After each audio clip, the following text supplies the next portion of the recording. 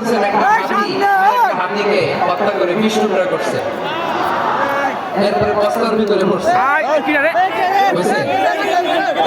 মানুষ যদি খারাপ হয় সে পশুকেও হার মানায়, চিল্লায় বলো ঠিক কিনা? এমনও দুশ্চরিত্র মানুষ আছে যার বদ নজর থেকে, যার নজর থেকে 6 মাসের ছোট্ট মেয়ে থেকে শুরু করে 80 বছরের বৃদ্ধারও নিরাপদ নয়, পশুকেও হার মানে। মানুষ মানুষের ঘর জ্বালিয়ে পুড়ে কার করে দেয়, জনপদের ঘর জনপদ জ্বালায় দেয়, এরকম আছে না নাই? বোমা মেরে শহরগুলো উড়িয়ে দেয়। এই যে ইসরায়েল গাজার মধ্যে যে অ্যাটাক করেছে, এরা মসজিদ মানে নয়, মসজিদে বম ফেলেছে। এরা খ্রিস্টানদের চার্চ গির্জা মানে নয়, গির্জায় বম ফেলেছে। পৃথিবীর ইতিহাসে never happened in the history of the world that someone bomb on a hospital, on an ICU center. এমন হাসপাতাল যেখানে আইসিইউ রোগীরা আছে, ওই হাসপাতালের উপরও ইসরায়েলি সৈনিকেরা বোমা মেরেছে। জোরে বলেন ঠিক কিনা? এরা মানুষ? আওয়াজ করে বলেন, এরা মানুষ? ভাইয়েরা, চোখ কান নাক মুখ থাকলে মানুষ না। যা সামনে দেখেন এগুলো সব মানুষ না, এগুলো জনসংখ্যা। এগুলো কি? সবাই বলুন, এগুলো কি? বাড়ছে জনসংখ্যা, কমছে মানুষ। বাড়ছে জনসংখ্যা, কমছে। এই দুনিয়া এখন তো সেই দুনিয়া নাই, মানুষ নামের মানুষ আছে, দুনিয়া বোঝায় সেই মানুষের ভিড়ে আমার আসল মানুষ না। ঠিক কিনা? আসল মানুষের বড্ড অভাব, আসল মানুষের বড্ড অভাব। আমার ভাইয়েরা, মানুষ খারাপ হলে পশুকেও হার মানে। আচ্ছা, আওয়াজ করে বলে, এই যশোরের ছেলে এদিক তাকাও, আওয়াজ করে বলে, যে ইসরায়েলি সোলজাররা উপর থেকে বোমা মারলো, তারাও মানুষ, তারাও কি? ওরাও রক্তে মাংসে মানুষ, ওদেরও পরিবার আছে।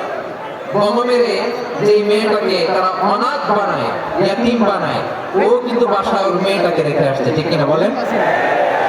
বম্বিং করে যে বাবাকে মেরে, স্বামীকে মেরে স্ত্রীকে বিধবা বানায়, তারও ঘরে স্ত্রী আছে।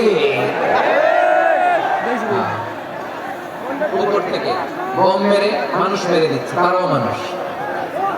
1945 সালের 6 আগস্ট আমেরিকান সোলজাররা হিরোশিমায় বোম মেরেছে।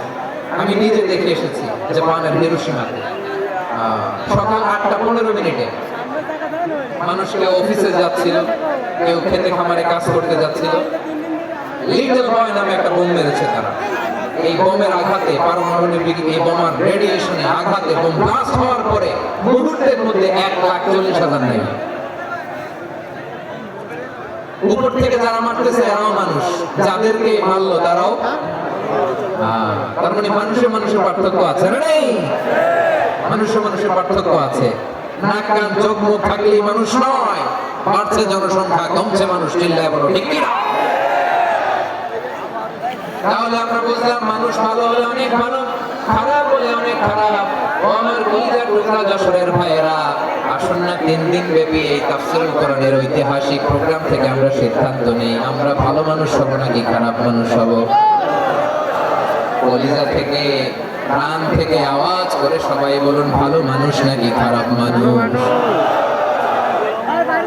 ভালো মানুষ হইতে, ভালো মানুষ যারা জগৎটাকে এনলাইটেন করবে, যারা এনলাইটেন করবে, যারা সত্যের বীর সেনানী হয়ে দাঁড়াবে, যারা সত্যের পক্ষে কথা বলবে, যারা জালিমের মস্তককে ভেঙে খান করে দেবে। এরকম হওয়ার দরকার আছে না নেই? এরকম ভালো মানুষ আমরা হতে চাই কি চাই না? মানুষকে যত্ন নিলে মানুষ যে কত ভালো হয় আপনি কল্পনাও করতে পারবেন না।